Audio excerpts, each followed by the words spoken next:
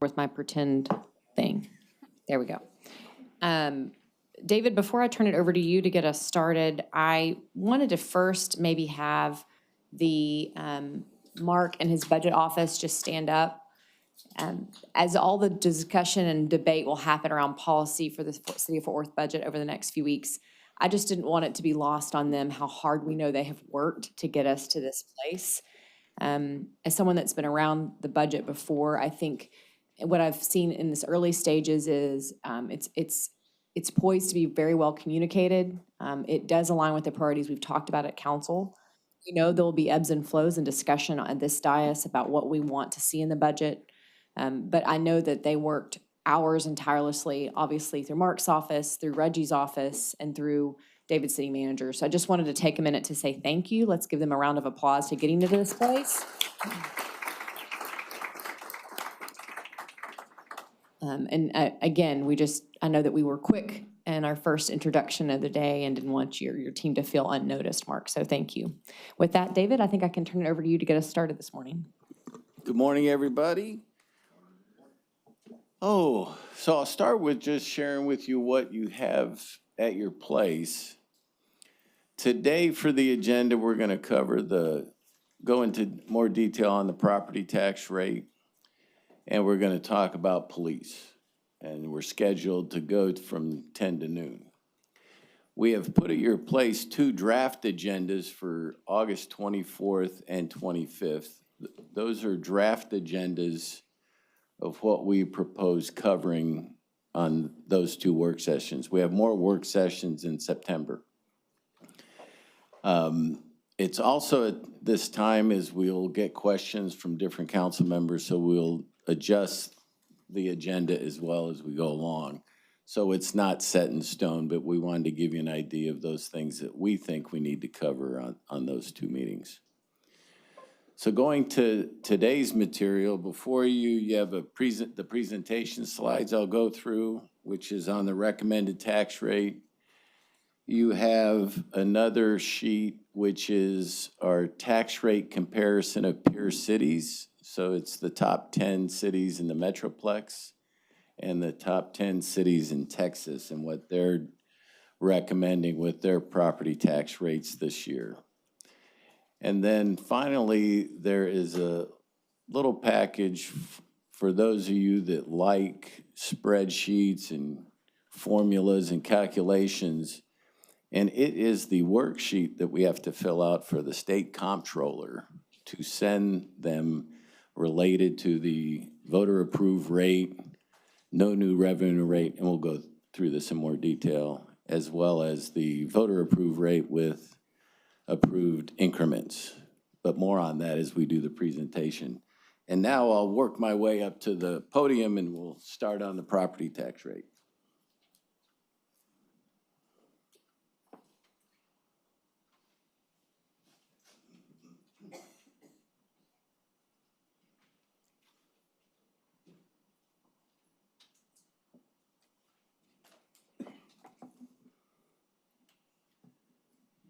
Now what do we do?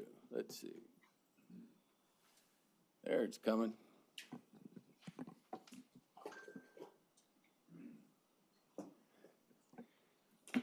Now, as I start, I hope today is a lot more informal, Mayor, and so this is the time that as we go through, I think it's appropriate to ask questions along the way to make sure that I'm being as clear as possible and answering questions along the way, because this could get pretty mired in nuance and jargon of property tax rate. So please stop me along the way if I need to explain something further. Some of these slides you saw from Tuesday, so I won't spend a lot of time on them. But this again shows the history. The blue line is the total appraised value for all property in Fort Worth. The orange line is the taxable value. That's the line that we will use to calculate the property tax rate. And then the bottom line is the total property tax revenue that is generated, both history and then the recommended for 2024.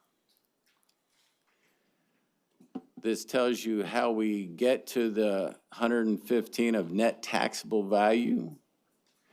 The current value is just about 100 billion. All existing values grew at about a 12% clip, a little over 12%. And then there was new construction added to the tax base of just a little over 3.2 billion.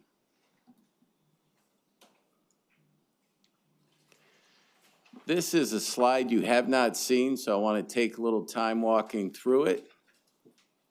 This goes back 6 years. It includes the recommended year for the upcoming budget and then shows 6 years, including the current.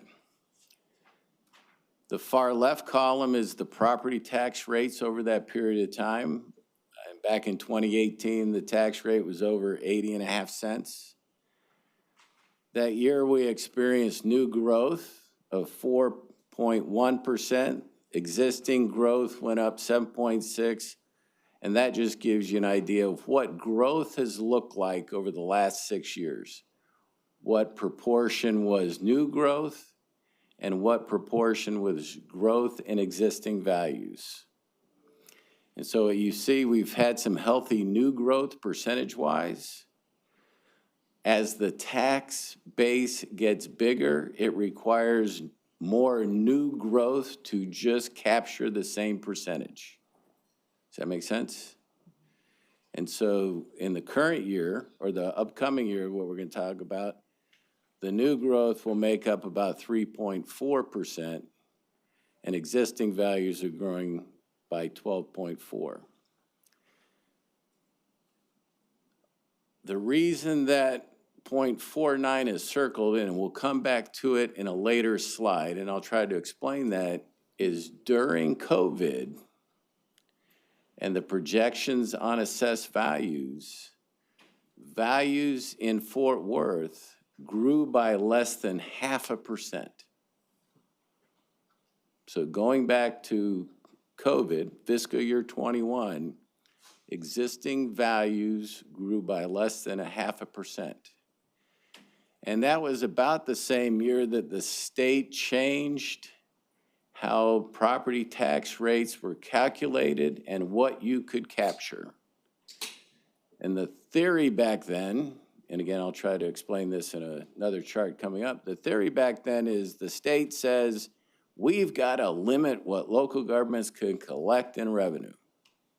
And so what we're going to do is we're going to allow cities, counties, other governments to capture the new growth, right? So you should be able to get the new growth, but we're going to cap you at 3.5% of existing values, theoretically.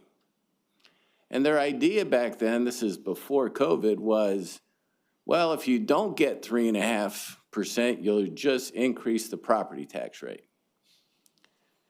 We tried to explain that really local governments won't increase the property tax rate during a recession or a difficult time, right? That's generally not how local governments operate. And so there's a part of the law of when they changed the property tax rate, that if you don't grow by 3.5% and you don't raise the property tax rate that year, you can capture that value within 3 subsequent years. And so we'll be able to show you that we still have what's called an increment that we can use. We're not recommending that we use it, but we are allowed to use the increment that we did not capture back when the tax base did not grow by 3.5%. This is, again, I'll walk through this one. This is valuation growth over time. The orange being existing growth, the blue being new development, new construction that's occurring year over year. And so if you see, we had that dip in 21, but the greatest growth that's occurring in the tax base is from existing growth. I don't believe we have a slide here. I'll do it as we get to the next one.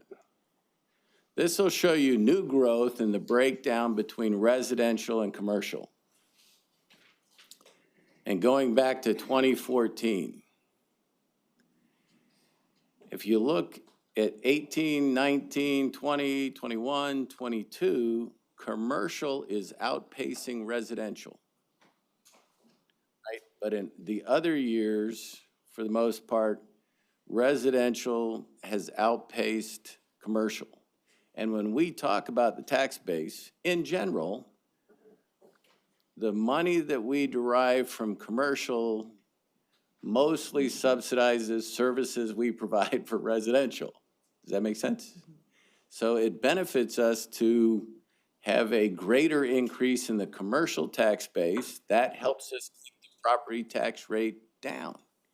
And if the growth is primarily occurring in the residential side, I would argue it's harder to keep the property tax rate down since that's where a lot of the service costs are.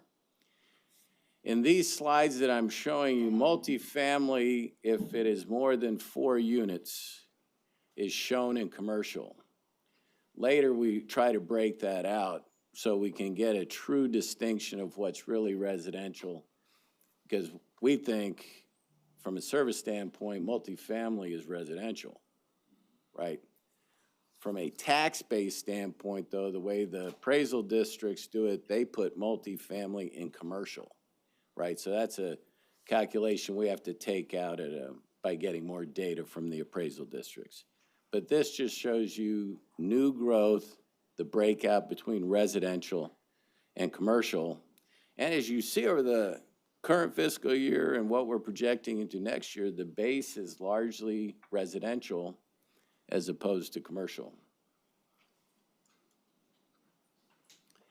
Another way of showing this over a longer period of time, and this goes back to 1998, there was a time when the tax base in Fort Worth was predominantly commercial, and now it's predominantly residential. And let me do this, and these lines are they're diverging, and we actually want them to converge. And if we moved the multifamily that's currently in commercial to residential, that divergence is even larger. All right. Part of what is also going on, you saw the slide before that shows new development, residential, commercial. And we'll have this at a future work session too. If you looked at existing values and what is happening with residential and commercial, residential values are increasing at a much faster rate than commercial values. Right, so it's not just new development in the past year that is showing more on residential than commercial. The same thing is happening with existing values. They are diverging at a faster rate, and you're seeing this in this slide right here. Another one just for historical purposes, this takes the tax rate back to 1990. It shows you when we established the environmental fee. It shows you when CCPD was established, when the stormwater fee was established, and then what has happened over the last 10 years. So when I shared with you on Tuesday that this is the largest property tax rate reduction since 1990, both in real terms and in percentages, this is what I'm referring to. Back in 95, that tax rate was almost 98 cents. And just 10 years ago, back in 2014, Fort Worth had the highest tax rate of any of the major cities in the state, right? So one of the goals of the mayor and the council at that time was for us to be more competitive. Primarily from a business standpoint, we needed to reduce the tax rate. So the goal over the last number of years has been to reduce the tax rate. That has been a specific goal of the council, to reduce the tax rate so that we could be more competitive.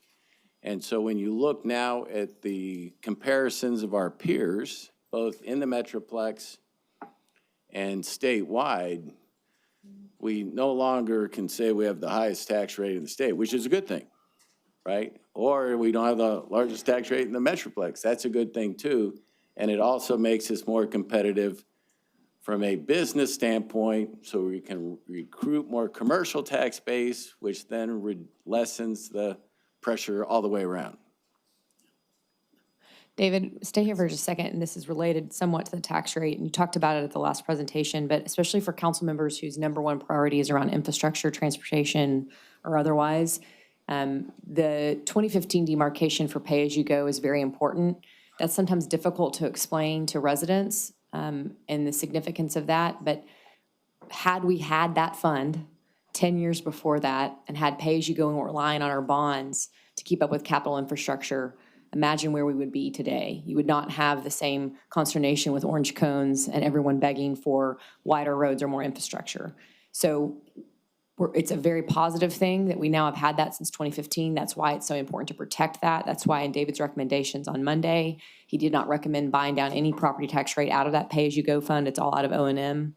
And we can try to, all of us can work together. And how do you communicate that more clearly to residents to make them understand the significance of that dedication of that fund and why that was a really important management and council decision at the time? Elizabeth, go ahead. It might be helpful just to explain how PAYGO works differently than O&M on that note. Yeah. Thank you. What we have done, it's out of the O&M. And in Texas, they make a clear distinction on your property tax rate. It's either what they call interest and sinking, or what we call our debt service fund, or it's O&M.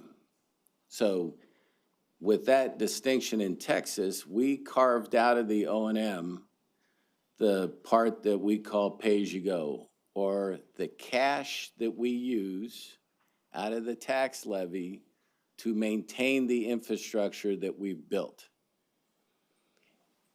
The INS supports the debt and the bonds to build the new infrastructure. And we needed to do both. We needed to have larger capital programs to build more infrastructure. That's another reason why we're recommending keeping the INS rate the same, or the debt rate.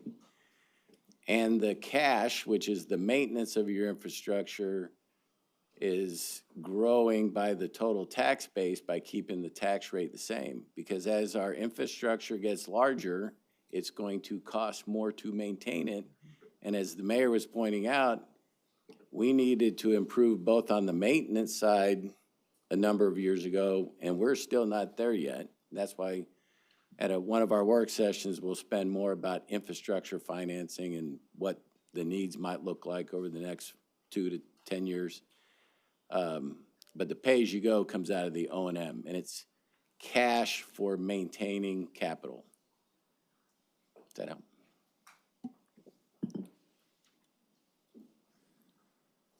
Jumping quickly to exemptions. The orange bar would be the homestead exemption. We'll talk more about that in a second.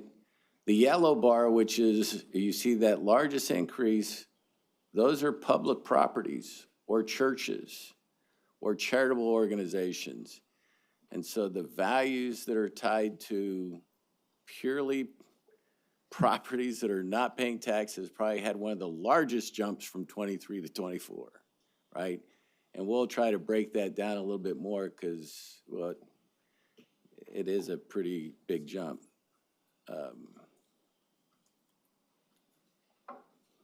And then just to highlight, one of the actions that you've already taken is that's increasing the exemption for both disabled and over 65 to $60,000. We talked about that back in June. You approved it. And this kind of shows what that exemption for the over 65 and this disabled exemption looks like. So that exemption jumps from the current year that we're in to the upcoming fiscal year. Not all of that is tied to the change in the policy from the city council. That's also just overall growth that would have occurred otherwise. You've seen this part of it. This is a recommended tax rate. Current year it's 71.25. Recommended to drop 4 cents to 67.25.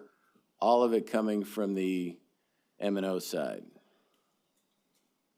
You've seen this. We'll spend more time on this when we talk about infrastructure, but just to give you a sense of what it's looked like over the last 10 years. David, you may not have this on the top of your head, but if you go back to slide 11 or 10 on the over 65. Yeah. Do you have any idea, had we not done that, how many additional pennies we could have reduced the tax rate by? So what we told you back in June, and we're pretty close to that number, is that change would be worth about a half penny. Total? Yeah, about Okay. 5 million, 5.5 million on the revenue. Thank you.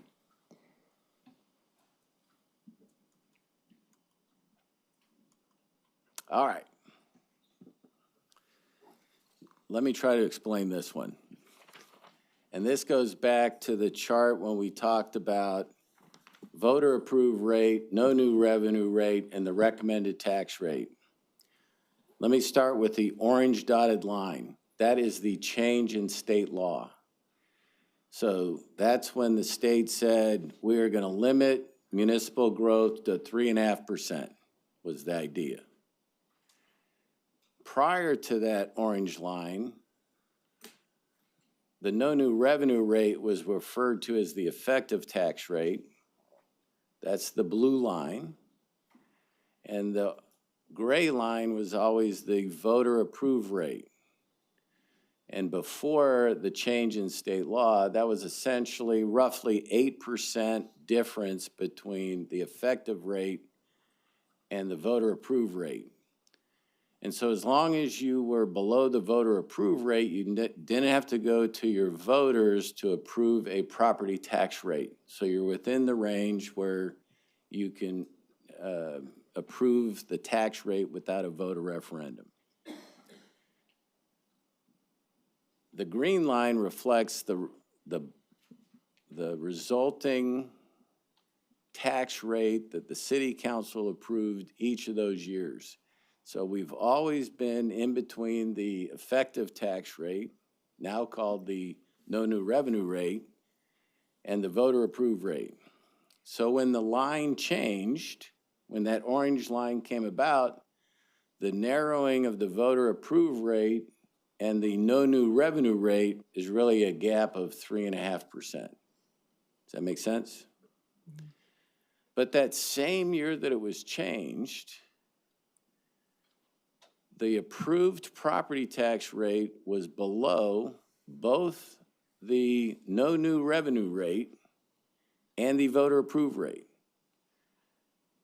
To be in between it, the city would have increased the property tax rate, which really wasn't an option, right? That's just not an option when you're in a difficult period of time. You don't put that on the backs of the taxpayers. But it's that difference between the green line and the blue line that carries forward for 3 years. Does that make sense? Because we never captured it. But we did capture a little of it in 2023. So if you look at the green line in 2023, the recommended and the approved tax rate was just a notch above the voter approved rate because we used it part of the increment from the prior year. Does that make sense? We're back to a recommended tax rate for 24 that's between the voter approved rate and the no new revenue rate. But we still have increment that we can use this year, and next year will be the last year to use the increment that was available from the prior year. How'd I do on that? Did we good? Yeah. That good? All right. I think I've locked something up here. There we go. So this shows the effective or the no new revenue rate from all those years. And the no new revenue rate for 24 would be 51.36. The voter approved tax rate would be 53.15. And then the recommended is in between those at 52.5.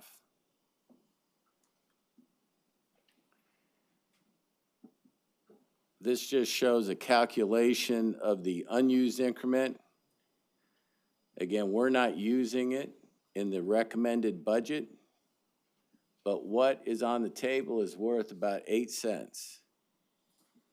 So we could increase the property tax rate from the recommended by 8 cents without going to the voters to approve the budget. We're not recommending that, right? We're recommending the tax rate in between the voter approved without the increment and the no new revenue rate. That still leaves an unused increment that will be available next year of about 3 cents on the property tax rate. Good so far? As I mentioned, we put at your seat the worksheets that we send to the comptroller. It can be mind-numbing. And we would be glad to walk anybody through the spreadsheets. And we actually have to have people certified to be able to fill out the form and send it to the comptroller. Where are we? Raise your hand. Certified, right there. And we'd be glad to walk through that. What I'd suggest is you take a look at it. If you have any questions that we'd be glad to answer. One of the things you'll find in there is that you'll find 2 different calculations for the no new revenue rate, right? And so based on different calculations. As we mentioned here, so if you talk about the no new revenue line, you could look at line 26. That's a calculation of the no new revenue rate from a gross standpoint. And then on line 39, you can find the no new revenue rate for the M&O. That's the number I showed you before in the previous slide. And then the calculations for the voter approved rate and the voter approved rate with the increment. I wasn't going to take any time now to do that, but if you want to do that individually or back again later collectively, we'll be glad to do that. So let's talk about what all that means. So we took an average single family home and we grew it, what did we grow it by there? 12%, something like that? And we applied the tax rate from the current year and the tax rate that's recommended in the upcoming year. As you'll see that, and we broke out the proportion, so the total tax bill will go from $14.19 to $15.35, a little under $10 a month. And that would be broken out like it's shown there of M&O and the debt service.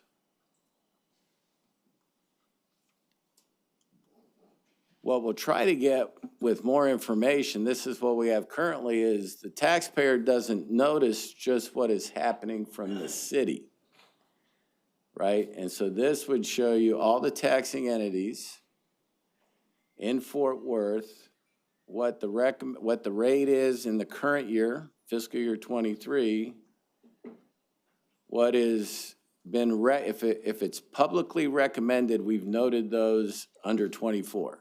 Right, so we know that the county has recommended a tax rate reduction. We know that the school district has recommended a tax rate reduction.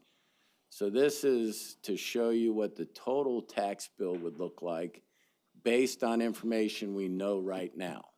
Now those can change just like we're having conversations of the budget, so are those other entities. Yes, ma'am. Did I hear you correct? You said it amounts to approximately $10 a month, the difference? Yes. Okay. Yes, ma'am. David, I think it's really important that we stress the big picture I'm looking at Senate Bill 2, and I know that buried in Senate Bill 2 is some very self-serving language for the folk in Austin.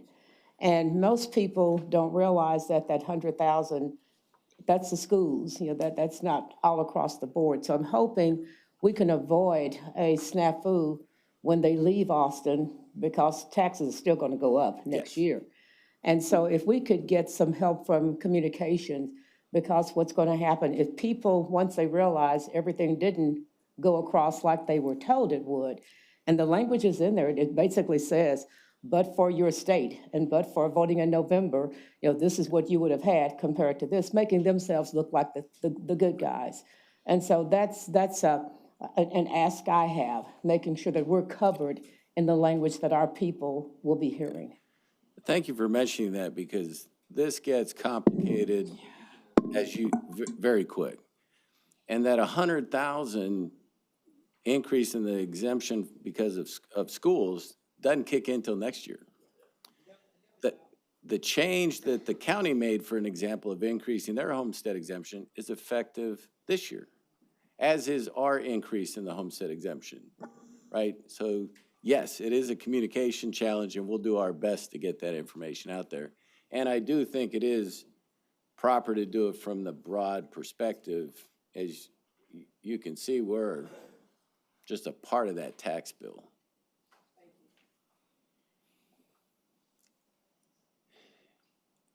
And this is the last slide, and then I'll open up for questions. The blue line is property tax revenue per capita, and it's growing. The gray line, or the dark line there, is population growth. It's growing. The red line is then, we're going to adjust that all for inflation and see what it looks like at the end of the day. And it's barely nudged from 1990. What I would tell you, though, is we want that number to increase, even adjusted for inflation, because it shows that you're bringing in a tax base that's not always tied to the number of people that live in a community.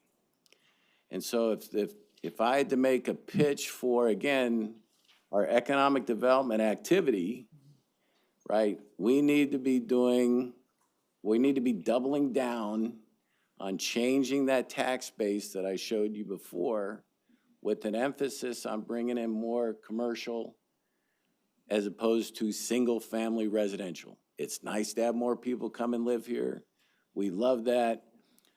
But if we can't grow that property tax rate per capita, adjusted for inflation, some might argue we're treading water. Right. So we need to up that red line needs to be growing at a rate that doesn't look like that. And with that, glad to try to answer any questions. Questions from council? Go ahead, Carlos. Well, I thought I may have had a question, but this is an observation to your point that you just made right here, David. If you go to slide 7, I'm looking at the property tax base, right? Seeing where the trends go as far as residential and commercial.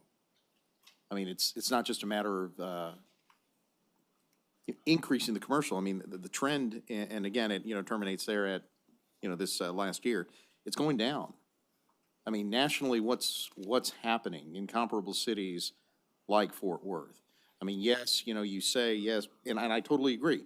We need to up the ante, when it comes to, our economic development pitches to improve that number. But are we missing something here? I mean, is it more than just increasing our marketing efforts? I mean, what is going on? I mean, we're an attractive city to many. They're relocating here.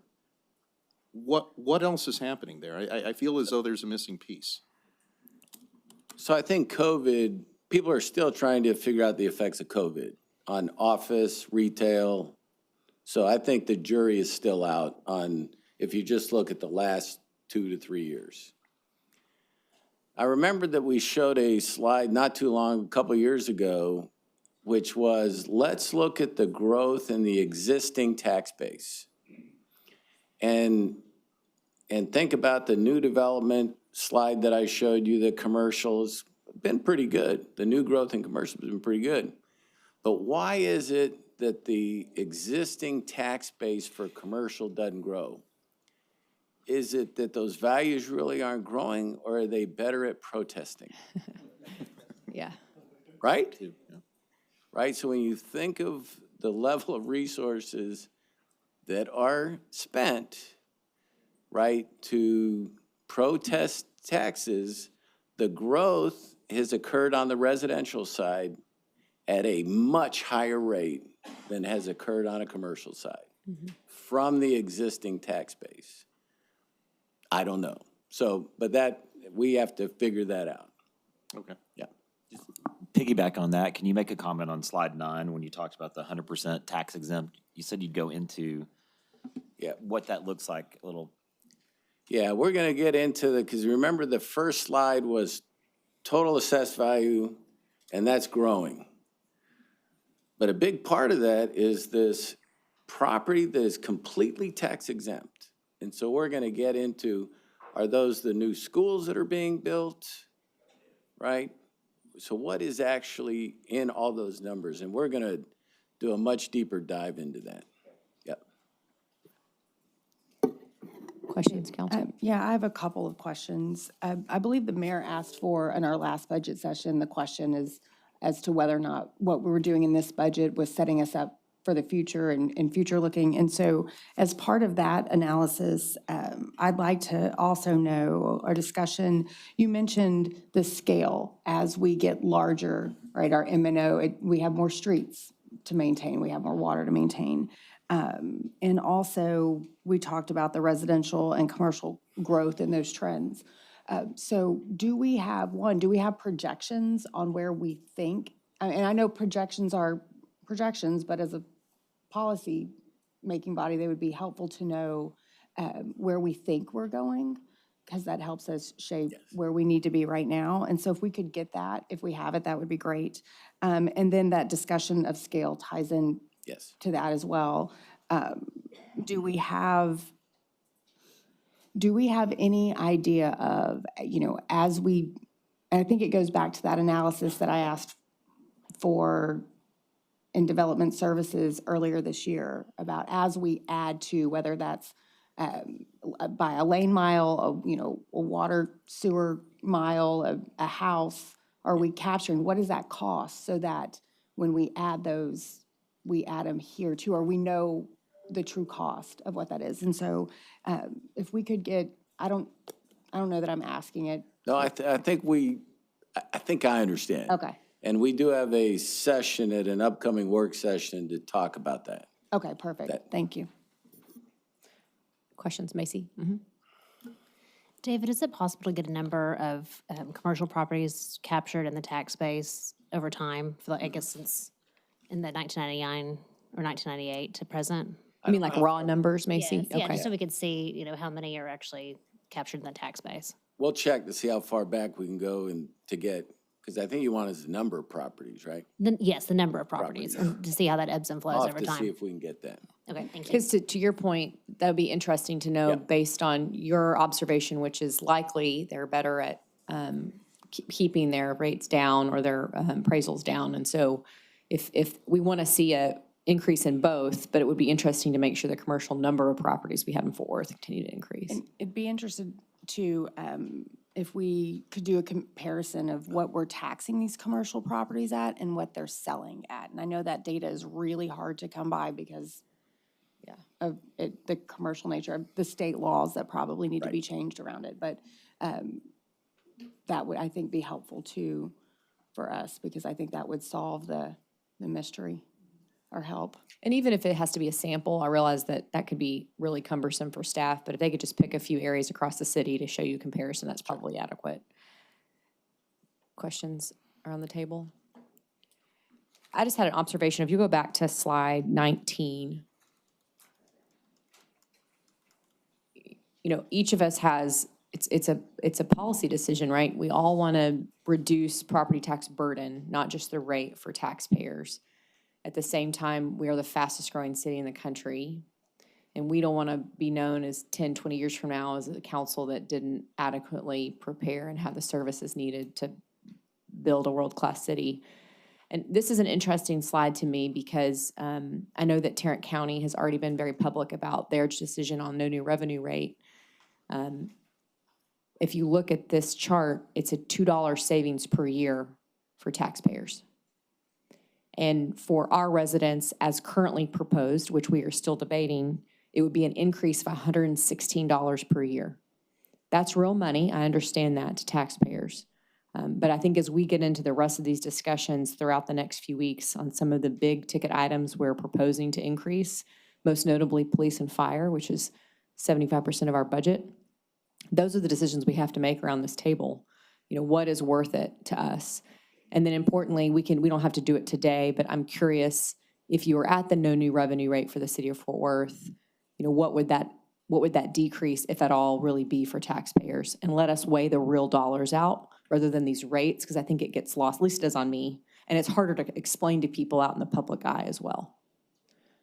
Gina. I think it would be helpful if the entire council knows what the entire city looks like. And, you know, by sharing that with David on my initial tour for him, he got a chance to see life other than where he was accustomed to living. When I took Ann Zeta to Stop 6, getting ready to rezone Lake Arlington, she got a chance to see some things and went against her normal grain. And so I think it's easier for people to consider something that they are predisposed to opposing if they look at what Fort Worth really looks like. City as a whole. Yeah. Jared. Thank you, Mayor. David, I know Urban 3 has been doing a Yes. lot of work for us in the arena of every square foot of the city costs dollars in terms of services delivered to that square foot. And they've done some work in terms of the planning arena of every square foot that we develop also has to make sense in covering the costs, ideally or theoretically, that the services delivered to that same square foot, right? Yep. Can you talk about where we are with that? I know they were doing data visualization that helps us not only on the budgeting and tax rate side, but also in terms of planning and development. I think it's important for the comprehensive plan, for zoning changes, that kind of thing. So can you talk about that? That's a great question. We're using them, and I'm gonna, if Fernando wants to chime in, or Mark, because I think they're both involved too. We're using them to look at the cost of infrastructure primarily, right? And so where have we invested? Where is the cost per acre in infrastructure? Fernando's coming up, so he's gonna save me on this one. I'll let him finish that out, because I think he knows when we're bringing that forward. September 19th is the date of a city council work session at which we propose to brief you on the preliminary findings of our consultant, Urban 3 from Asheville, North Carolina, on a study that's looking at the extent to which we are delivering city services equitably. That is to say, in proportion to the needs of our community, not necessarily equally, but equitably. And then to what extent are those equitable decisions reinforcing our tax base? To what extent are they fiscally sound? Which is a direct answer to your question. So we're working with our consultant, we're working with the Fort Worth Lab to bring you those findings, because I think they relate directly to the interest that the council has expressed to us. You've told us you want us to deliver services equitably, and you've told us you want us to do so in a fiscally sound manner. So we'll give you that report next month. Thank you. I appreciate that. That is, you know, I think it's so critical that we have that data. Back to Mayor Pro Tem's point about looking at what does the city look like citywide. That data is so important to helping us make planning decisions. And, you know, representing the far Southwest, I'll be the first to say that, you know, not all sprawl is equal, and not all sprawl is good, because it costs services without providing revenue to cover those services. So I think it's an important conversation, and thank y'all for presenting that. And that's a really great study I look forward to diving into.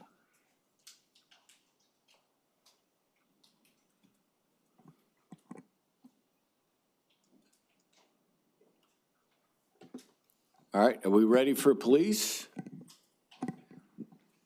Come on up.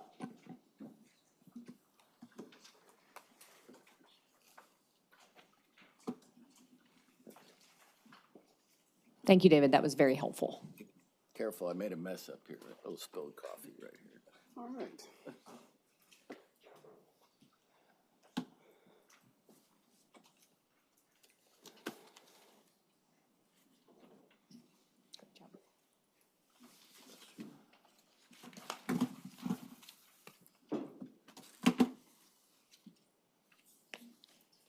Good afternoon, Mayor and Council. Good afternoon. Do we have this in paper copy You or do no? not. I can get Okay. it to you. It's fine. It's probably in Dropbox, right, Chris? I believe so. Go ahead, Chief. Thank you. I'm actually kind of excited to be up here to talk to you guys today. First, before I get started, this is a team effort. I am the one standing up here, but there's no way in the world I could not be up here without the help of Keith Morris and his staff.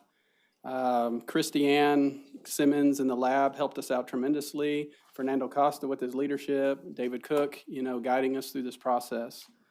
I know that public safety is one of the highest priorities on almost everybody's list. I get that.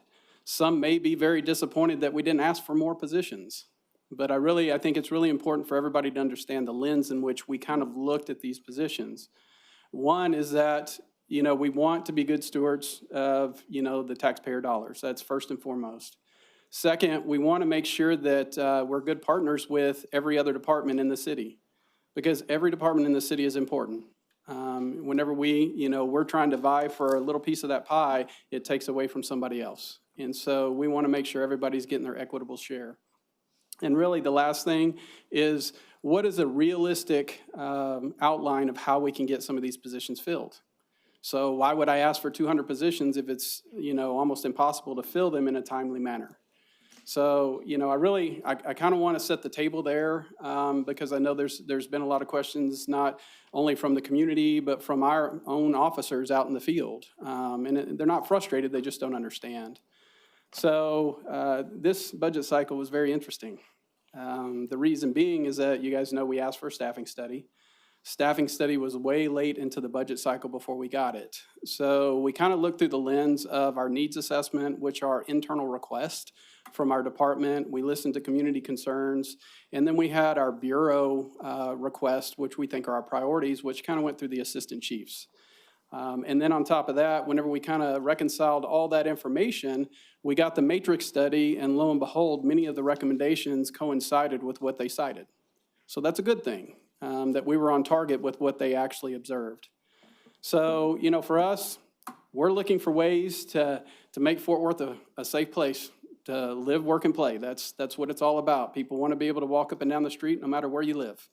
Having a fully staffed police department is key to maintaining that objective. And so for us, how we're going to maintain our attrition, our new positions, man, that's one of our biggest challenges. Everybody knows we have a very long academy. And from the time we get somebody into the application process to the time they get out on the street by themselves, it's well over a year. And so, there's a lot of ebbs and flows that come into that. So right now, this is the investment the city is asking, or we're asking the city to make into public safety for the police department. These are approximate numbers because some of these positions would be filled either mid-year or even in subsequent years.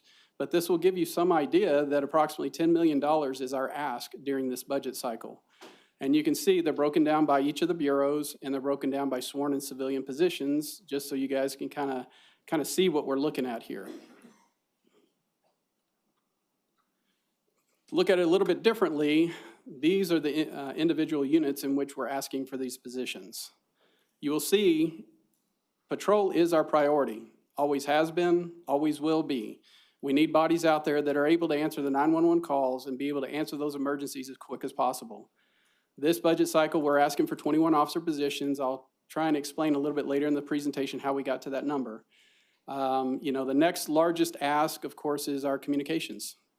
You guys get complaints about some of the 911 calls either dropping off or taking time to answer. We want to make that investment into that, that area to make sure we can answer those calls in a timely manner. I'm not going to read every one of these. At the end, if you guys have questions about specific ones, please definitely ask me about it. So this is our current status.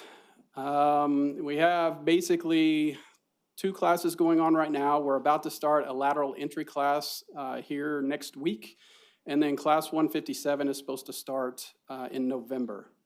Those are the remaining in the class, and class 157, that's the projection we have right now. Right now we have about 141, we do have 141 vacancies. 61 of those vacancies are specific to patrol. Those are patrol officers, those are call answering bodies. Seems a little alarming. I get it, I understand. But I think whenever you see the next slide, you'll see a breakdown of where these vacancies are. So what's really important about this slide is to show that we are trying to be equitable amongst all the bureaus whenever we have vacancies. Because I can promise you, some of you guys have been to the Real-Time Crime Center. You guys definitely talk to other officers in the department. Every position in our department is important. Every position in our department is vital. And everybody is vying for resources. And so you can look in here. One of the key takeaways for this one is we have 39 officers that are in training right now. So the vacancies that you see in the patrol division, they are going to change a little bit whenever these new recruits kind of get cut loose. And the numbers, we try and make it equitable whenever those recruits do get cut loose, that we try and keep the same percentages across the divisions. It's never perfect, but we try and get close. So applicant attrition. So everybody asks, how's recruiting going? What are you guys doing? And these are really kind of the hardcore numbers. So we're really pretty consistent, on average around 1,000 applicants every time we put out, the posting. From that, we get about 38%, I think it is, to sit for the test. So for us, that's a little concerning, that we have a lot of people sign up, but very few people, show up to take the test. Some of the things that we've learned is that, we've tried to send out a mass email. That doesn't really work. Most people don't read their email, goes into junk file. Julie Swearingen, Be the Change, has done a phenomenal job. She makes personal contact with almost every applicant that's out there to try and encourage them to sit in for the test. Whenever we talk to people, sometimes they find a job elsewhere because this is a long process. It's not anything that's very quick. Some of the other factors are people are just applying because of unemployment. I mean, it just is what it is. They're just trying to fulfill that need. So, from the civil service test, we have that many sitting, for that test. Once they sit for the test, our pass rate right now is about 82%. So 82% of them go on to the next level. They get processed, and during that time, there are minimum standards the state requires that they have to meet. If they don't meet those requirements, they get eliminated from the process. We have polygraphs, we have physicals. Those eliminate them from the process, and then we get them into the review board. Once they get to the review board, there are people that don't make it through the review board, but a higher number makes it through more than anything else. Then we get them into the academy, and then there's some attrition through the academy. We'll kind of talk about that in the next handful of slides. And then, of course, the graduation. It's kind of astonishing that out of the number that we start with, at least with the one that we have here, 6% graduate. So, it's a staggering deal, but it is a rigorous process. We do have high standards. We don't want to put just anybody in a police car out there answering calls serving our community. So from that, we look at recruit class attrition. Now, you're listening to some of these challenges. Please don't take them as excuses. They're not excuses. These are just realities. The blue line you're going to see is how many people we actually seated in the class. The orange line is how many people actually graduated. We have learned that lateral entry classes, we lose almost nobody. I mean, the ones that start usually are the ones that finish. They are licensed peace officers before. They understand the process and usually have very minimal issues. Chief, on laterals right now, are you seeing them come from specific other bureaus right now, or are they all over the place? So, and if I'm skipping ahead, you can keep going and we can get to it. I actually have a sheet of paper for the most recent class. Okay. Because I figured somebody might ask that. So we have 2 from California, 1 from New Mexico, 2 from Wisconsin, Kansas, Oklahoma, and then the rest are from Texas. Okay. The one class that we had go through that was, that graduated 24, started with 25, those came from New York City, Chicago, Philadelphia, Washington State, California. They were from across the country. So one thing that we did a little bit differently with our recruit class, that lateral class 7, not the one that's about to start, is that we allowed out-of-state applicants. It's the first time we've ever done it. It was kind of challenging because they have to challenge the state test in order to become state certified, and then we run them through our academy from that point on. We ran into some hiccups because it's a 120-hour class. We gave it to them. We helped try to instruct them, but we knew that we failed them because some of them had some real challenges trying to get through at least the state licensing test. We actually have one, she recycled into the most current recruit class, which is 155. She's just grateful to be here and doesn't want to leave. And I'm amazed that she wanted to go through a regular academy. But with the state test, if you fail it 3 times, you have to go back through an academy. That's just the state requirement. So,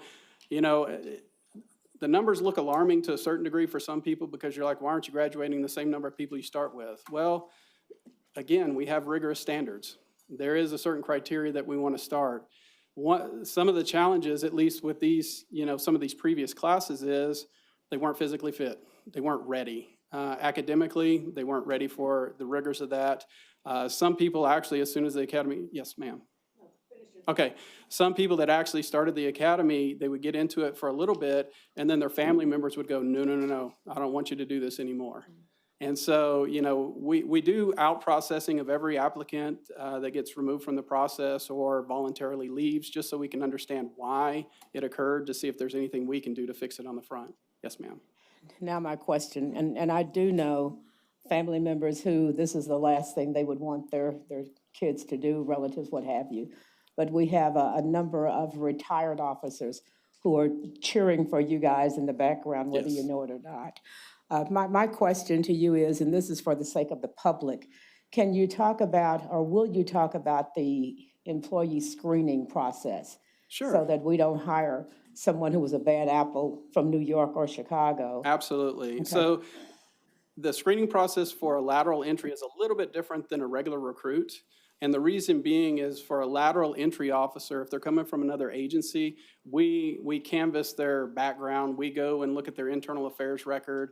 That's by state law now, whenever the state law changed. So it's not like if they did something wrong in the other department, we're not going to find out about it. We are going to find out about it. With some of the people that were out of state, if we couldn't get those records, we flew to that state to get them. And so, because we want to do a thorough check to make sure we are not getting bad apples from other departments. For the incumbent recruits, the applicants that have never been police officers, of course, it's the civil service test. Then you have to do a pretty extensive background booklet. And from that booklet, the background investigators kind of comb through that information to verify what they put in that booklet, ask up follow-up questions. From that, they take a polygraph of the information they provided in the booklet, and there are some, other questions in there. After the polygraph is done, if they pass that, they will end up going to the oral board. And the oral board is made up, there's members of OPOM that's in there with us, and members of police staff that have standardized questions. HR is in there as well with us.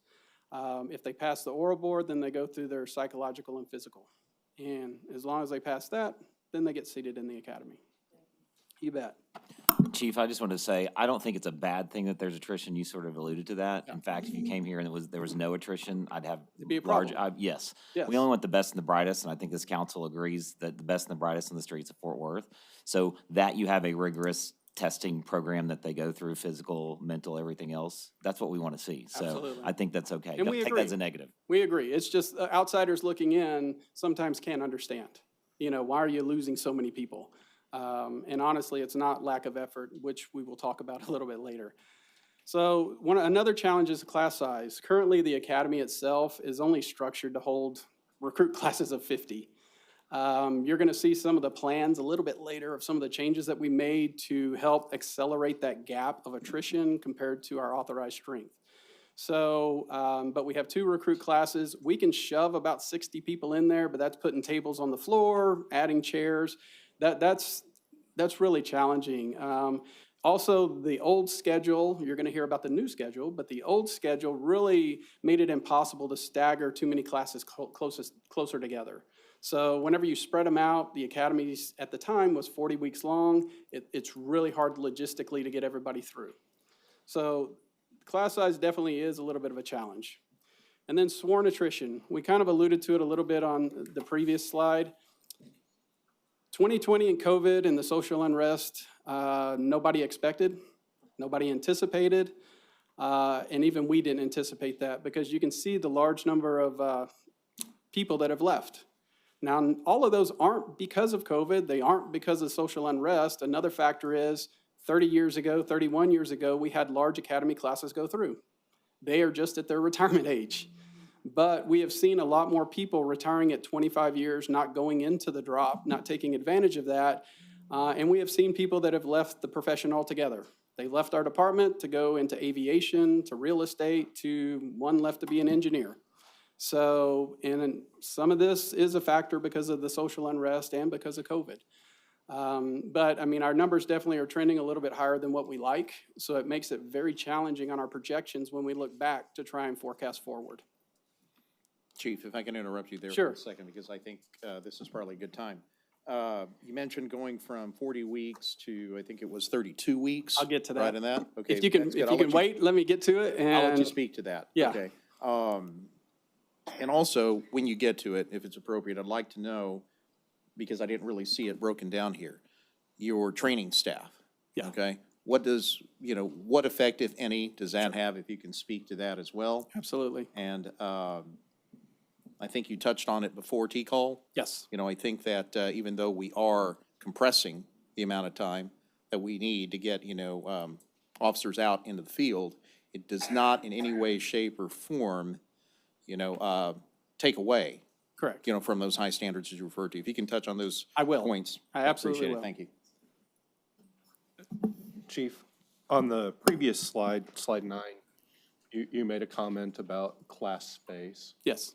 How challenging is that, and how do we resolve that?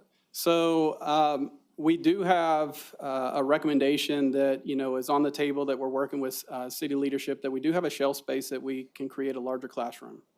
That is at the training academy. It's about the only space we have left down there. We have a very large class that started in July that was 77. So we kind of had to put them in the SWAT briefing room because that was one of the only rooms that could accommodate them. It's not ideal because it's not set up as a classroom setting. So we are trying to work through that challenge by getting a larger classroom. That's a future discussion that we're definitely going to have. Chief, on that note, is the issue just the class space, or is it also going to be staffing as well? If you add more. So let me get to that, and we can ask the questions about that.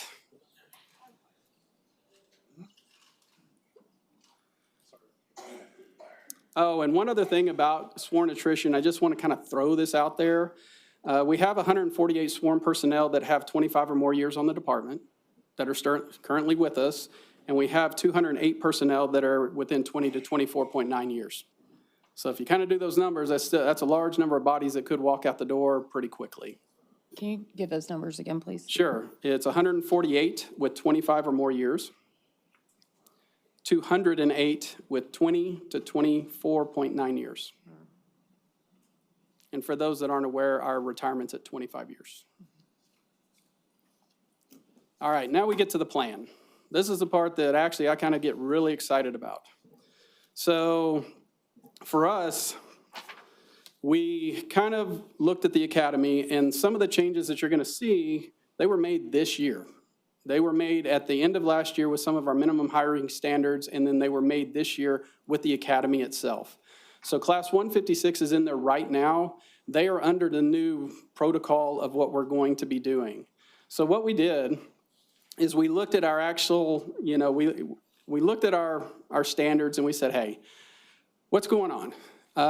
We're having people that are kind of, dropping out of the academy, or we're having problem getting people in, and the academy is really long. Is there some way we can create efficiencies? So one of the things that we're doing, I'm jumping into the recruit attrition because I'm really kind of excited about this part. What we did is we looked at the curriculum, and we said, okay, what is actually needed compared to what is actually going on? Our academy was 40 weeks long. It's extremely long. Not that it's not needed, we want to continue that high standard, but what has happened over the years is that our academy was in 4-10 schedules, which means the recruits were there for 10 hours. So the BPOC, which is set forth by TCOL, which is our state regulating agency, their classes are set in 8-hour increments. We used to put filler classes in there because we were on a 10-hour schedule. So everything wasn't really lining up very well. We learned that we were duplicating some of the classes from the basic peace officer course to our training that we have during the academy as well. For example, not that it's a bad thing, but we were actually teaching TAC Medic twice. We had some units that would come to the academy just to fill in the gap, to talk about their unit that really isn't necessary. They can learn that in field training. We learned that if we put physical fitness and defensive tactics or control tactics at the end of the day, that saved us almost 2.5 weeks on the academy. You wonder why? Showers. We have to give them times in showers whenever they exercise in the morning. So, we reduced the academy. After looking at it, it came down to 32 weeks. And so some people were very alarmed. Legal was extremely alarmed whenever they heard that number. But the thing is, I'm gonna quote Buck Wheeler. So Buck is the deputy chief over training, and Buck goes, just look at it this way. Think your garage is really packed. You need to get some more space. All you're doing is taking everything out of the garage, you're repacking it, and you're acquiring more space. And that's all that we did with the academy, is that we did not take any standard that was there away. The quality of training is going to be exactly the same as it was before. These individuals take 1.6 tests a week. It's gonna happen. They're still gonna take the same number of tests over the same material that they did in the 40-week academy. All we did was eliminate the frivolous stuff that really they can learn at a different time.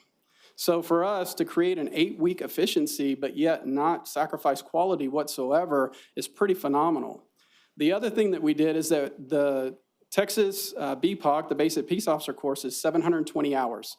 So that 720 hours was sprinkled in throughout the 40-week course. Well, the problem is you have to keep a rigorous schedule because TCOL mandates that. You have to keep that standard. You have to attend these classes. It has to happen. Putting the BPOC in the very first part of the academy allows us that latitude and flexibility on the back end. So if for some reason the schedules get jumbled up or we have to move things around, the Texas state doesn't care, because that is our stuff that we're teaching our recruits. So from that, it's kind of cool. So let's talk about the attrition of some of the class. So I talked about the physical fitness standard. We changed the physical fitness standard. It didn't happen for 156, but it applies to 157. Before, recruits used to have to take basically a PAT, which is the physical agility test. Most everybody can pass the physical agility test. It's 2 minutes and 35 seconds. You're jumping a fence, going up and down stairs. It's a push-pull machine. As a dummy drag. Most people were not having problems with that little exertion for 2.5 minutes. We learned that when they came into the academy, they couldn't run a quarter mile without stopping or without just passing out. So we basically said, look, we have to change that standard. We got to at least get them to be able to run, be able to do some push-ups, some sit-ups, because this is a physically demanding job. And we're going to require them to do that, and we do not want them to get injured. So we had Morris and McDaniel come in, they evaluated our PT standard, and basically, and I'm gonna tell you the numbers, they're not so far out of whack that nobody can do this, because they're set at a 44-year-old female standard. The reason for that, prior to the law changing recently, September 1st, is that you could not be 45 or older to apply. So a 44-year-old female, basically, that is the highest standard that we could, the lowest standard that everybody, it's equivalent across the board. So the 1.5 mile run is at 17 minutes and 51 seconds. 11 push-ups, 22 setups, and the 500-meter row is 2 minutes and 27 seconds. So if you kind of think about that, and if you guys are runners, you exercise a little bit, those are not daunting standards for people to meet. However, we do have applicants that have come in that still cannot meet that standard. So, which is a good thing, because at least they understand what the standard is coming in. They can physically get ready. Another thing that we did is that Roxana Farron, she's our PT kind of coordinator and instructor, she sends out training guides. Because one of the things we usually lose people more so on anything else is running. And she put, couch to 5K. And she gave that to them. She made this class basically report their physical fitness activities throughout the week leading up to the class. And so, we wanted to make sure they were staying on a physical fitness standard that whenever they get here, we're not going to have people walking, when everybody else is running. One of the things we're going to do moving forward, because we saw some of the academic failures, which is, a little bit, for us, a little troubling. But for me, it's okay. They're going to start sending out a study guide. And so the study guide basically is going to help them prepare them for the TCOL test. So currently, what we have is that if somebody fails a couple of tests, 4 tests, then they're eliminated from the process. So if they fail basically a test and then they fail the retake, they're eliminated from the process. And for us, I know it stinks, but, we kind of baby step them along the way. Since Buck and I kind of came over, we've incorporated a lot more tutoring classes after hours. We've incorporated tutoring classes on the weekends because there are some hard study sessions like the penal code, the traffic code is very, very challenging, and they have a multitude of ways of getting extra help with those classes. So whenever we talk about applicant attrition, one thing we changed the standards, and it's not changed them. We updated the standards to really, societal standards. Our kind of drug policy was a little bit out there. It was a little bit antiquated. And just to kind of give you, so if somebody does Adderall, prior to changing these standards, it was a permanent disqualifier. If they did 1 round of steroids, it was a permanent disqualifier. Well, and what we were learning, and it really highlighted whenever we did the last Leo application process, we had some really, really good candidates that did maybe a round of steroids in college, not knowing any different because he was a kid. It's been 10 years. He's a great guy. He was a SWAT member on the department he was with. He would have been a great asset, but because of our minimum standards, we couldn't hire him. So moving forward, if you do Adderall or if you do a round of steroids, you have to have a 5-year break of whenever that occurred. Yes. Chief, is that, when you talk about the use of Adderall, is that with or without a prescription? With a prescription, you're good. There's no restrictions. Okay. It's without the prescription. And we saw that a lot of college students, they borrow a prescription from their friend, help them study. So, it happens. So another thing that we changed, which, to me it's really pretty good. So the health and safety code, one of the things dealing with drugs, some of the hard drugs, marijuana, not marijuana, but cocaine, methamphetamines, things of that nature. We had a 10-year, rule that basically within 10 years you couldn't basically partake in that activity. We've lowered that down to 5 years. And so even though we lowered that down, that's still higher than most of the department standards that we evaluated across the country. I have a question. So for those folks that, pertaining to the lateral classes? Yes. When they're coming from states where laws may be different than the state of Texas? Yep. How does that, specific to marijuana, which is legal in a lot of states, not here, how does that rule change at all? Because it wasn't illegal when they... So it does change, okay. But they're all taken on a case-by-case basis. And so if we have an applicant that's from out of state, that is from Colorado or wherever it is legal, we look at that. It is not an automatic disqualifier. They definitely look at the recency and whenever it occurred. You guys would be really surprised, but whenever we ask some of these people, some of them took drugs the day they took the civil service test or the day before they came in and talked to the investigator. Just happens. And just to follow up to that, as more states start to embrace psychedelics, yes, is that also too going to extend? We will definitely look at each one of those on a case-by-case basis, yeah. Okay.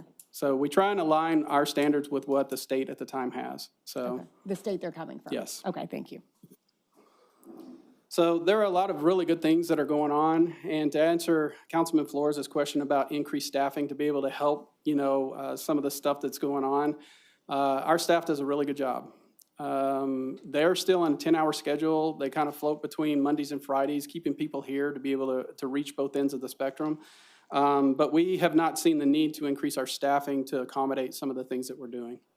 So the sworn attrition, we're working to increase officer safety and wellness. In this plan, there are a couple of wellness positions that we're asking for. Part of that is to be extremely proactive for our officers, whether it's financial, spiritual, mental health, or physical health. They're going to look at classes that can be done. They're actually going to start scanning some of the high stress calls that they go to, and they're going to reach out to them just to see, just to check on them, make sure they're okay, and see if there's any resources that they need. It's something that we haven't done in the past, and I think it's actually a really good thing for our officers to kind of keep them, going in the right path and not kind of suppressing some of those things that they deal with on a daily basis. We're going to make sure that we continue to have competitive, package, and, work with HR to try and work with that sliding scale of our attrition. That's very, very challenging. So when you look at this list, yes, sir. On the previous slide, Yes, just sir. for a moment. So the working with the CMO for the competitive compensation package. Yes. What's kind of the timeline on that? So every 4 years, we go through the meet and confer negotiation agreement. And so the salaries for our sworn personnel are based on that agreement. And so that we're going to start contract negotiations for 2024, October 1st, 2024 and beyond, starting at the beginning of this year. So the last contract goes till September 30th of this year, or next year. Yes. All right. So when you look at this slide, this will kind of outline the classes we have coming up, the classes we have scheduled. I will caution you when you look at this, these numbers can change. The size of the academy classes can change. The number of people that graduate, because I will tell you some of the improvements that we made at the academy, we will never know until we go through a handful of classes. So until we test the process, we're not going to know if it's successful. Our goal is to reduce the attrition of the number of people that are in the recruit class to hopefully graduate more qualified applicants. That's the goal. And our hope is that we'll be able to do that. And I know that the timeline's, pretty far out. Give you guys a frame of reference.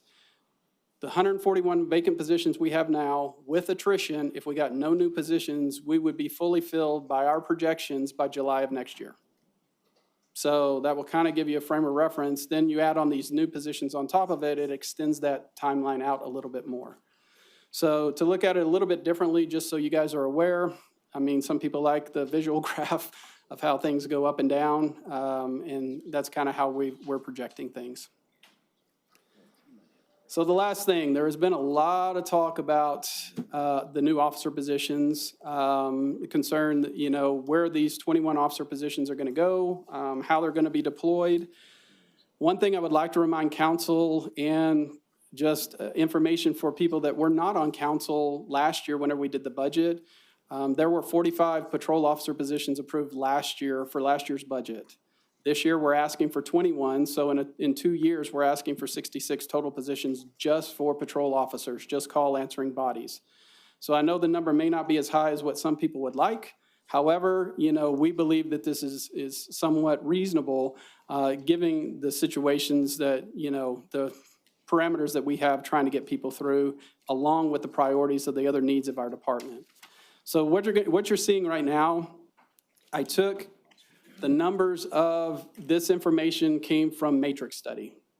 So I was able to replicate the math. It took me a little while because I'm a dumb cop, and working with numbers sometimes is very challenging. However, the whole goal of the matrix, they do staffing studies across the country.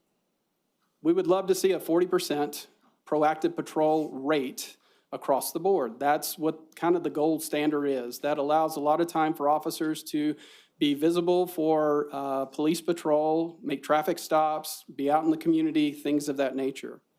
So whenever I looked at the staffing, These are the numbers that basically made a lot of sense to me, to try and keep everybody within the framework. Now, the outlier is West Division, because West Division has West 7th. Now, although I can't exclude West 7th because they do answer calls, but they answer calls in West 7th.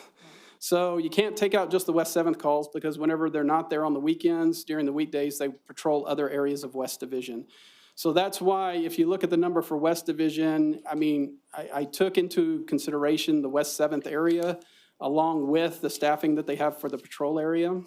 You will see that, North Patrol is projected to get, their proactive patrol time is going to be 44%. But if you look at their response times drive the city response times, our average.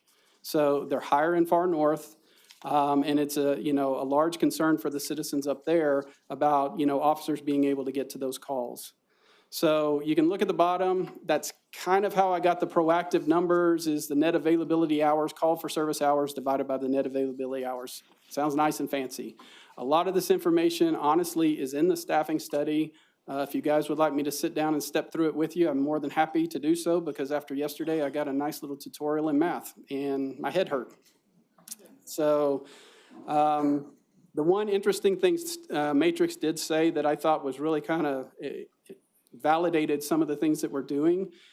They looked at the staffing on each shift, first, second, third, and fourth, and they said from their evaluation that we were staffed appropriately. The right number of officers were on the right number of shifts to handle the call load that was there. So for me, that was a good thing. We weren't so far out of whack that we had to adjust things tremendously. So with that, I know it was long, I apologize, but it is an important topic. Chief, I have a question. Is there a recommended allocation or addition for the wellness team? So the wellness team is 1 corporal, 1 officer. Okay. Where, unless I didn't see it, where in your presentation is that? So let's see here. Training. Oh, yeah, it's under training. I'm sorry. Yes. Okay. Well, that kind of answers then another question that I had about that. I'm just trying to make sure that I have all this straight. So yeah, the wellness unit is 1 corporal, 1 officer, and in the other positions in training, I probably should have covered that a little bit better. We're asking for a recruiting team. So we're asking for a corporal and 3 officers to be a dedicated recruiting team, because we have never had one. We have had one, but not to that degree, and we haven't had one for quite some time. And really right now we have 1 corporal in backgrounds that's part-time doing backgrounds, part-time doing recruiting, and we're using volunteers around the department to try and, close that gap and try and keep people interested in becoming police officers. Okay. There's another kind of program I want to throw out there. I kind of asked a few people today. I think you guys have seen it on your calendar. This goes directly in recruiting local homegrown talent. We're starting a pilot program with Fort Worth ISD in the criminal justice program. They're going to be having classes at the Bob at our training facility, which I think is really, really cool. Because before, you guys may be aware, the only criminal justice program in Fort Worth ISD was at Eastern Hills High School. Talked to Dr. Sines, and Dr. Sines said it's not working for us. Some people don't want to go to the school. It's just not being effective. So they opened up the criminal justice program across the entire Fort Worth ISD. They asked if we could open up our facility that 1 or 2 days a week, those classes could come down and basically have classes, in our facility. And we've expressed to them, we're more than happy to do so. We're more than happy to try and help them find a transitional job if they want to be police officers in communication or some of our other civilian positions after they graduate high school. And we're looking at this as a long-term win, that the more people that we can get into our system that are homegrown and keep them engaged, the more local talent that you're going to have out there serving the community. Okay. Additionally, under communications, can you break that down for me a little bit? Where are those 26 positions going to? Sure. In terms of subcategories. So 26, 12 of those positions, if you remember last year, we asked the council to give us kind of overage positions to allow us some flexibility because the amount of time it took to train those individuals to become call takers. All we're doing is making those 12 positions permanent. The additional positions are going to be 12 call taker positions and 2 supervisors for span of control. And those are going to be on the floor answering the 911 calls and the non-emergency calls. And the hope with that is, you guys have heard the rollover line, is to minimize the use of the rollover line, to try and make sure a person hears a person every time they call the phone. So that's what those additions are for. I'm clear. Thank you, sir. You bet. I've got a question for you. Yes, ma'am. On the homegrown program, it's much like Fourth ISD's Grow Your Own. Yes. Which I think they found to be quite successful. Yes. Are you guys considering talking with the housing community? Because being able to subsidize housing for a new officer gives a community a cop car in the community. Sure. And that's worked before, maybe 15 years ago, I don't know. Is that something you guys are? We're definitely open to it for sure. Yes. That would be, Perry Pillow would be your contact with the apartment association. But I know that the constable's office years ago used that, and it was a real big help to help recruit. Yes, ma'am. I have some questions. I do look forward, I appreciate this presentation today. I do look forward to a little more as we go through this process. I'd like to see what else is in PD's budget. I know we'll get CCPD briefed, but what was These on that? positions are both general and CCPD. Sure, but I'd like to know, I'd like to have a better understanding of everything else that's in the budget, not just staffing. Okay. So I think David can work on that. I want to talk about the recruitment process. So before we get them, and this is just really out of some ignorance on my part, I'm looking at the number of applicants, and it does look like we have dropped slightly, but not significantly. Yes. So, and then when we get to the civil service exam, right, that's when we see huge drops. And so what happens between the applicant and the civil service exam? Is that the initial PT test? Is that, what is that? No, so really, between the application and the civil service test, it's people not showing up. Okay, So they just don't show up to take the civil service test. okay, So we have not incorporated doing the physical fitness test in, right as soon as they apply yet. But we may end up doing that because that helps at least let people gauge where they're at physical fitness wise. sure, yeah. And then for the applicants, is that when we start the back, so by the time they get to the civil service exam, we've done the background No. check? No. Okay, No, so the we're not- civil service exam is kind of like the first step into the door. Okay, perfect. Because until we figure out who has passed the civil service test, then we issue the background booklet, then they fill it out, then that process begins. Okay, perfect. And so in between the application and the civil service exam, got it. It's not what it sounded like I said. We're not, sorry. What do we do to engage with them to keep them coming back? So, did you just pick up what it sounded like I said? Yes. Thank you, Maddie. Appreciate that. Just when I started to come down from it, you brought it back. He's getting bright red up there. Just keep- Okay, so back to what I said. Between applications and civil service exam, what do we do to engage with them as far as PT or studying for that civil service exam? So the studying part, they are given a study guide, and that's given by the company itself. The company also offers additional study guides for, more money. But, if they study just the basic study guide, that will give them some idea of what's going on. I will tell you that we are looking to adjust the civil service test a little bit because the reason being, this civil service test that they're doing right now was established back in 2021. It has reasoning and logic along with academic, and it's weighted more reasoning and logic. So, for example, it asks you a question, do you strongly agree, strongly disagree in the spectrum? What we're finding out is that once that test was established, we went from about 1 or 2 academic failures up to double-digit academic failures. And so we're working with HR to try and see, because the contract is up in October, to try and revamp that to see if we can get more aligned. We're not asking to remove the reasoning part of it, just maybe the percentage in which it's weighted in the test. So to answer your question, yes, we give them study guides. Like I said, with Assistant Chief Swearingen and Be the Change, she reaches out personally. She sends emails. We have members of the recruiting staff that does the same. They keep contact with the emails. They try and encourage them. They remind them of when their study test is, the dates and times. We do pretty much just about everything we can to try and get them in the door to take the test. And what is the typical wait time between the application and the test? So it's usually about 3 months. So we're going to start taking applications, I think, either September 1st or October 1st, and the civil service test is in January. Okay, and then so in that 3-month time period, is it possible with the new staff that you're bringing on that we develop some sort of engagement? Absolutely. With them, and not just around the civil service exam? No.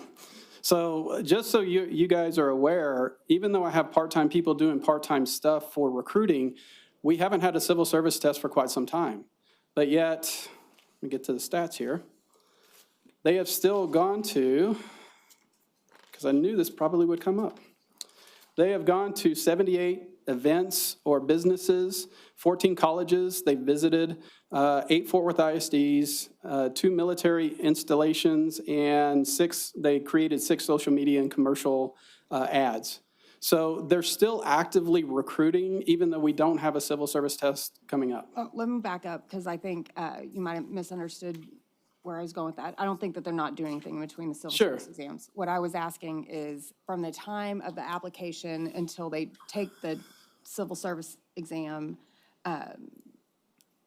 because that's the starting point of the academy, right? Like they pass that, then I guess. Well, there's a lot of other hurdles to go through, but yes. Is it possible to create some sort of routine and regimented interaction with these folks, not just around passing that civil service exam, but maybe the physical fitness standards as well, so that? So it's funny you should say that. So one of the things that we're going to incorporate from the physical fitness side, since we changed to running, push-ups, and sit-ups, I've kind of directed the staff to have kind of what I call family fun days. That they can invite their family to the academy, but yet we're still going to work out. We're still going to show them what the standards are. We're still going to show them what is expected of them while they're there, but also have the family component there so they can engage and the family can be also an active member in what's going on. Like, do we offer, say, a Tuesday night, recruit club or whatever, where they can PT standards and study as a? So prior to the new physical fitness standards, Assistant Chief Swearingen held many practice sessions because with the physical agility test, females had a real hard problem with the push-pull machine. It's just, unless you do it, it's very unorthodox, and until you practice with it, most people have problems with that. So she had practices on the weekend, she had practices during the week, and our goal is to continue that along the way, just to make sure people, A, they're staying, in line with what we want them to do, but B, we're actively still engaging them and they're interested in becoming officers with us. Perfect. Let's talk about class size for a second. Please. So you mentioned that we had a pretty large class. We did. And there was quite a bit of attrition. There was. Do you attribute any of that attrition to the larger class size? No. I attribute it to the physical fitness standard because the large class was the last one that did the PAT. Okay. And then is there a national standard for kind of class size, or is it all just resource dependent on each agency? I'm sure it's resource dependent because if you go to New York, they have about 600 people that go through the academy. And I will give an anecdotal story because I'm not trying to bash New York, but our New York recruit, I've gotten to talk to her several different times, and I asked her what the difference was between our academy and her academy. She goes, "Oh my God, this is night and day difference. It is so much harder than what I had to go through." And I wouldn't have thought that, but the standards, she said the standards are so much higher, the physical fitness standards, the academic standards, and she was very impressed compared to what she had gone through.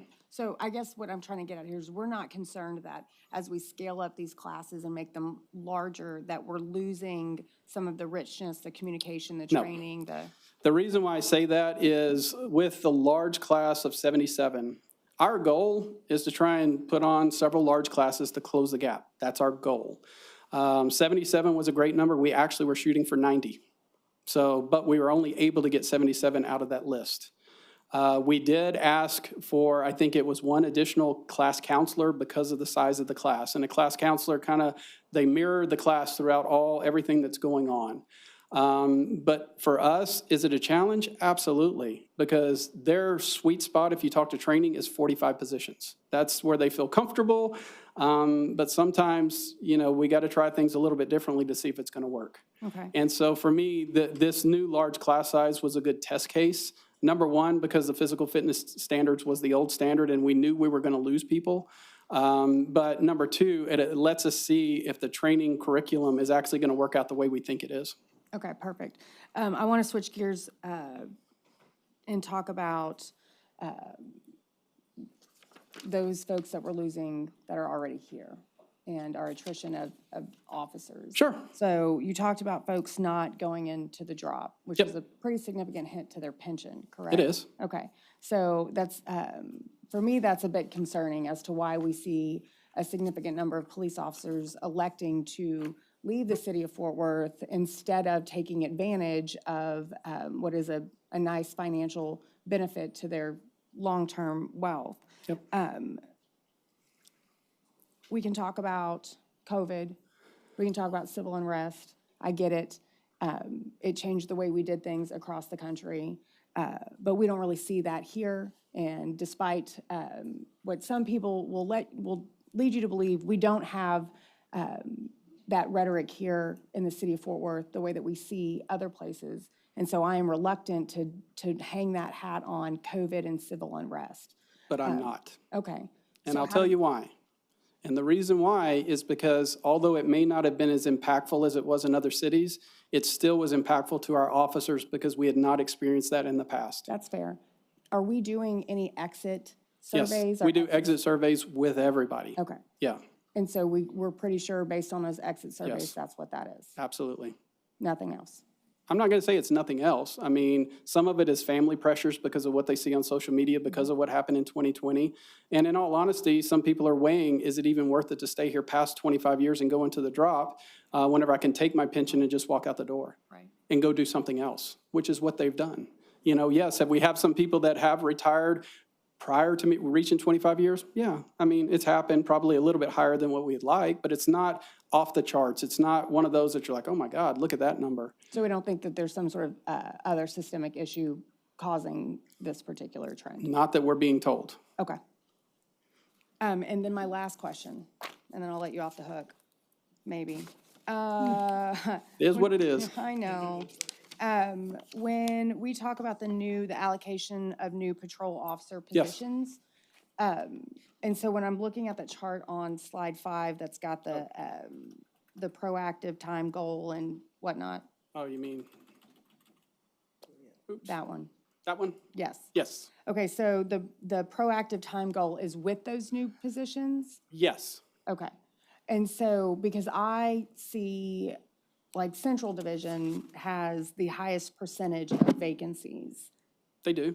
and the Northwest has the lowest, but when we look at how we're adding them, we're adding the same number. And so is that specifically just to, Okay, you're looking at vacancies compared to new positions. Okay. That's a separate conversation. okay, got it. So vacancies are basically the vacant positions that are already funded that we don't have a body sitting in there right now.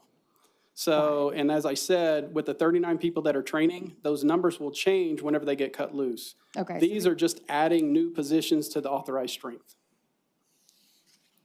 Got it. And then my last question, for real last question. For real? I don't know.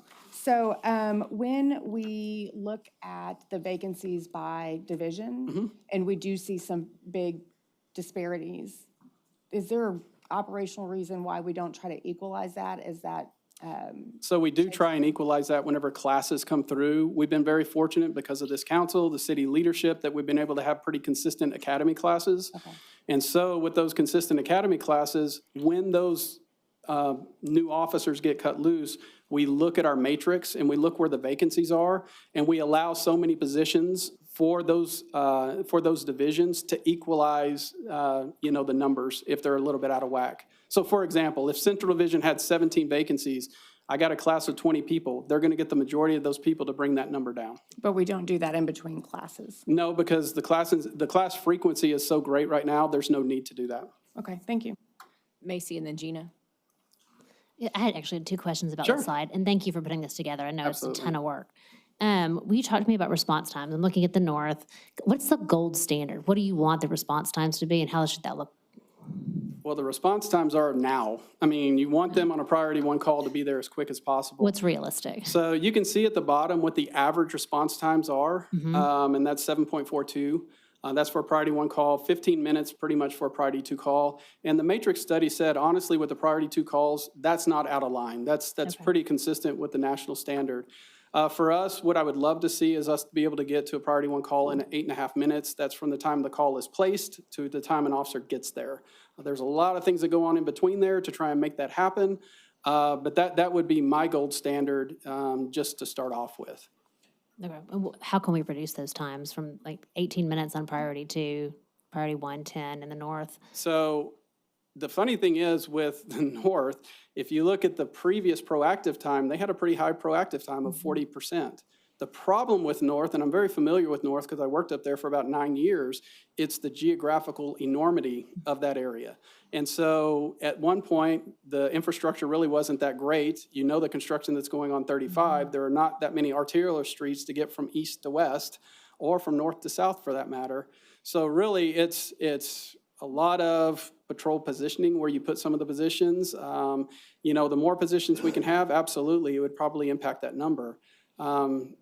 But, you know, there are a lot more factors that are involved because if you kind of look at some of the heads-up displays, one accident on the freeway probably can wipe out an entire team, if not more, you know, trying to block the freeway and keep everybody safe. So it really depends on the call volume, and North has the lowest call volume by all the divisions. So, you know, we're trying to right-size it because of the response time. Because in all honesty, they probably, out of this allocation, if we wanted to keep everybody equal, they probably would have only got 2 positions. So, Thank you. you bet. This may be just a good time to. I was next. Oh, sorry. I was next. I just- Gina, Jared, Michael, y'all. That's okay, that's okay, I'm going to overtalk you. The questions that I heard Councilmember Beck pose raised another question for me, plus my eye contact with Deanna. And so this isn't really focusing on the police department, but one thing that I know is COVID gave us the Great Resignation, then the giggers, and now the return, and now a number of people who are just not qualified. And so when Deanna gives us her big picture, I hope you can give us a comparison of what happened in all city departments in terms of people who have departed. Chief, I just wanted you to point out on the tail end of what Councilmember Hill was asking, I think we all have an idea of what priority 1 calls are. Sure. Imminent harm, death, that sort of Yes. thing, but what are priority 2 calls? So So- anybody watching would understand. So anybody watching, it's, you know, let's say an assault call, but the actor's not on scene, a disturbance, somebody's in an argument. There is a laundry list of things. Reckless driving can be a priority 2 call. There's probably about 50 things, criteria. The majority of our calls are priority 2 calls. And so, you know, if as long as it's not life and death right now, more than likely it's going to be a priority 2 call unless it's a report call. If it's a report call, that's priority 3. But anything else, it's pretty much a priority 2. I'll jump in. No, you're all good. That was quick. So I got 4 things. First thing is for folks watching, especially in District 6, I know one of the biggest needs has been the need for more patrol, specifically for high-speed traffic enforcement, reckless driving, that kind of thing. Can you talk about patrol's duties real quick so that we understand kind of what all does that mean when we talk about a patrol officer? Yeah, a patrol officer is pretty much the Swiss Army knife of what we have. Any kind of problem that comes in, they triage the problem, they go address the problem. That comes into reckless driving, the racing, speed concerns, answering calls for service, of course, is their primary function. Of course, they answer calls by priority. But another thing that we task them with is become beat experts. Know people on their beats, know, you know, the businesses on their beats. I can tell you with the 141 vacancies that we have right now, the 61 officer vacancies that we have, It's very challenging. You know, if we were fully staffed, I think we might be having a different conversation. Because maybe some of the complaints that you hear from your constituents, you may not be hearing because we would be fully staffed and they would see all the officers that were out there. Right, thank you for that. That leads to my second question. I know our residents have mentioned quite a bit over the past couple of months, not seeing enough presence, especially as it relates to high-speed traffic, and that's one deterrent of it. And I noticed that in the vacancies, South vacancies, we're at 15. I think we're the second largest of all the divisions.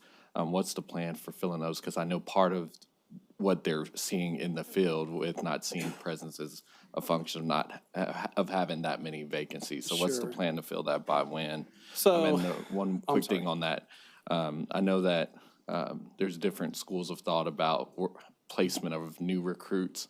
And I know there's one train of thought that would say you don't want to put all your new recruits, concentrate them in one beat because you want to be able to commingle them with folks with experience. What's the plan in addition to filling those by when for transfers versus new recruits? In those absolutely. positions? So the filling the positions, we haven't filled last year fiscal year positions. So South Division last year got 9 additional patrol positions, which again, hoping by July of this upcoming year, we will be fully staffed under that realm, which means they will see more patrol officers then. According to the graph, in 2026, you will see the full gamut of the people that we are approving now, which will increase their staffing even more. So, the timeline is long because our academy still is long. I mean, it still takes a while from application process to get them, by themselves. So it's not a quick process, and I'm sure you probably heard some grumbling last year whenever we approved additional MPOs. It took us a while to get those MPOs out there because the goal is we don't want to take away from patrol to basically create some of these specialized positions that we have because we need the call answering bodies. And so it's going to be very tricky, and there's a little bit of scientific nature behind how we fill what positions when. But, for us, again, patrol is the priority. There is no doubt about it. We want patrol to be as fully staffed as possible. And as quick as we can get them fully staffed, we're going to. All the recruit classes, they go to patrol. Every one of them. They don't go to a specialized unit. They get trained. They go out to patrol. So the quicker we can get those classes out, graduated, the quicker we're going to be able to fill those vacancies. So to answer your second question, so whenever we have a recruit class that is about to get cut loose, that's solo status, give them the keys to the car, they can go answer a call. What we do is we open up basically anybody within the patrol bureau can sign up for other positions that are available. So we unblock some of the block positions that we have and say, okay, if you guys want to move across the city, now's the time to do it because all of our positions are based on seniority. Seniority is the basis of every positional move. So we allow the most junior officers basically to have pretty much the bad days off in the beginning until they can work their way up in seniority. So usually what happens is when we open up the signups for anybody to be able to move around, they start filling in some of those gaps because in all honesty, we hold some really good days off back throughout that process that once they become open, bam, everybody kind of wants to jockey to get better days off or maybe move to another side of town. Then we're able to backfill, with the new recruits into some of those other vacant positions.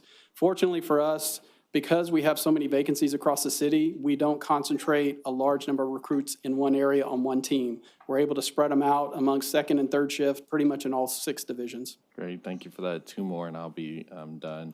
You teed up a little bit in that my next question related to MPO. Another pain point for District 6 residents Absolutely. is the size of MPO beats. And I know last year we were able to get an additional MPO. I didn't see it in the breakout of staff positions. It's not in this year's budget. Right, and that leads to my next question, both with MPO and with patrol. I know you said you want to be conscious of other departments, and I think that's commendable and much appreciated. And also, we know how important public safety is. Do we need more patrol and MPO officers in South Division and across the city? Well, I mean, of course we need more patrol officers and MPOs. But again, whenever we look at the reality of being able to fill those positions, and seriously, I know there's a finite number of resources, finite number of dollars across the city. I get that. You guys get complaints of potholes, streets, streetlights, parks. we don't want to take away from that. We do want to be good partners with other departments because, again, they are important. I know public safety is important. I really do. But I've been very blessed over the last couple of years to have some of the largest increases in our authorized strength because of this body, the city manager, Fernando Costa, being able to guide us through that process. I mean, in history, I don't think we've had this many increases in this short succession. Yeah, thank you for that. It leads kind of to a comment for David. David, I would like to see more patrol and MPO in District 6, particularly because, especially with traffic enforcement, I've had to drive by too many makeshift memorials along the side of the road, McCart, Risinger, et cetera.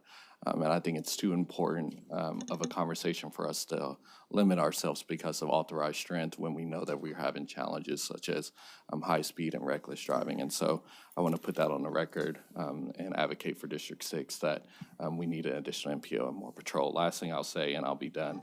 I know your team and Chief Swearingen and Deanna worked really hard on the recruit pay. And it doesn't have to be in this session, but I would love for us to get an update. Last year, I know we raised recruit pay to try to be more competitive with other cities. We didn't get as far as I would like. I would like to see $75,000, $80,000 for our recruits. But I would like us to talk about that, kind of where we're headed and where we need to go. Maybe So I not can in this talk budget. about that a little bit if you'd like. Yeah, please. So, our sworn salaries, of course, are kind of regulated by the meet and confer contract. Right.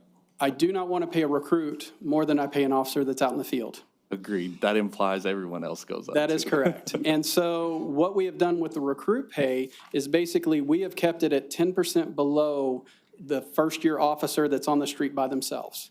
And so that number is going to continually move up every time there's a pay raise with the meet and confer contract. And so it may not be as high as you want to, but, I'm not going to insult the officers in the field by giving a recruit a lot more money to sit in an Right. academy class. Right, and I don't mean that in Yeah. one. Oh, I didn't think you did. No. And the reason I say that is, and it kind of goes back to what Dave was talking about earlier, but affordability in this city Yes. is increasingly becoming a challenge. We saw the Alice report come back that average livable wage now for families is $30 an hour. And so I want us to make sure that we're keeping pace, not only for our new recruits to be Absolutely. attractive, but also for our current Absolutely. employees in the force. I think it's so critical that we keep pace of that year over year. And just- so that they're not in, the food bank line, 100%. right, working for city doing a public service. So. And just for a reminder, for people that weren't on council, our recruit pay was $40,000 a year. And it had not changed in 7 years, but because of this body, we were able to bring it up in line with other departments. So that did help that problem. Thank you. Yes.